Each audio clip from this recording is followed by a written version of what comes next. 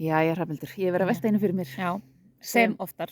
já, ég hugsa rosa mikið stundum. Nei, Mhm. sem foreldri barn sem að hefur sérþarfir Mhm. og passar ekkert sérstaklega vel inn í kassa, að það getur verið alveg ótrúlega erfitt að hafa alla þessa sérfræðingi í kringum mig í barninu mínu.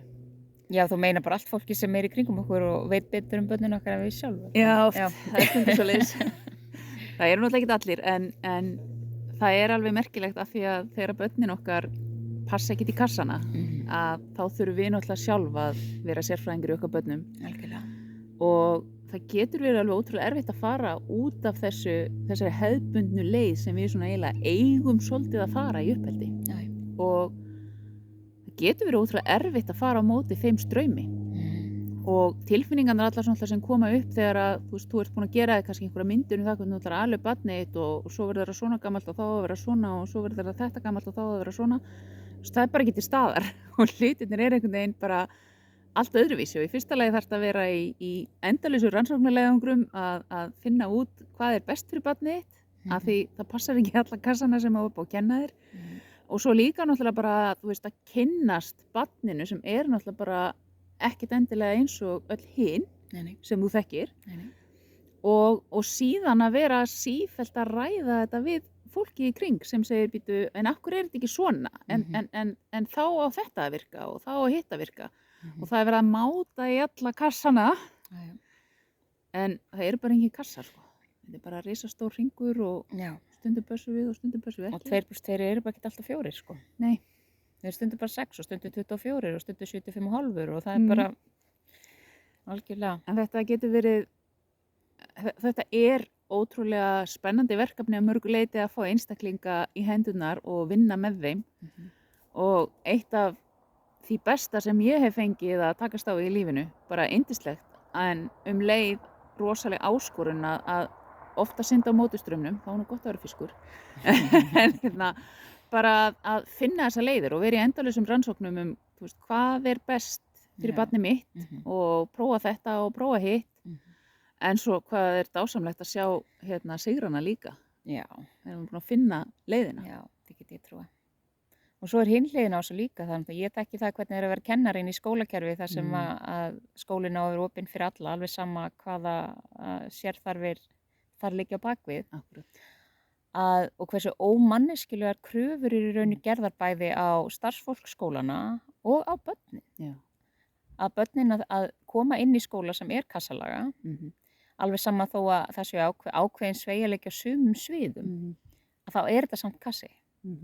Og svo fyrir kennarana þurfa að starfa innan þess kassa og fá afskaplega takmarkaða aðstoð við það að þurfa að sinna sérþörfum hvers og eins.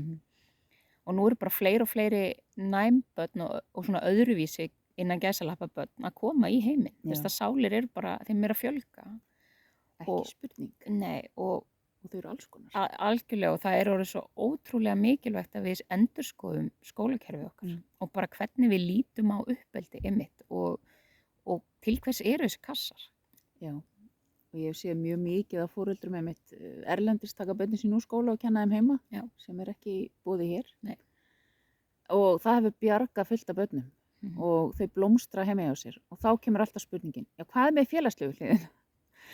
Kannski eru þau bara ekkert að sinna henni í skólanum og gera það bara öðruvísi? Nei, menn og það verða fyrir einelti í skóla eftir þá að þroska félagslegu hliðina. Akkurat. Og ég meina það er hægt að finna félagslega hlið bara í tómstundum og tómstundur þurfa ekkert alltaf að vera í skóla. Akkurat. Þú veist, það eru fjölmargar leiðir til þess að vaxa og þroskast, sko. Já. Og svo margt annað heldur en akkurat skólastofa til þess að gera það. En að því sögðu þá vil ég nú samt taka fram að ég veit að kennarar eru að gera sitt allra besta í þeim þrönga stakk sem þeim er sniðin, sko. Og ég bara eins og ég segi, ég bara finn til með kennurum að þurfa að starfa innan þessa kerfis. Ég vinn með frábærum hópi af fólki í skólanum hjá dóttur minni. Algjörlega. En þetta er bara svona eitt dæmi sem ég sá nýlega sem ég finnst áhugavert. Það var hvort að við værum almennt svona, hvort að þú væri bara til í að fara inn á stað þar sem væri bara 500 krakkar í hoppukastulum og trampolínum og eitthvað svona.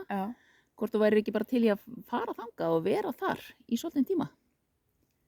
Stu til í þetta? Nei. Nei.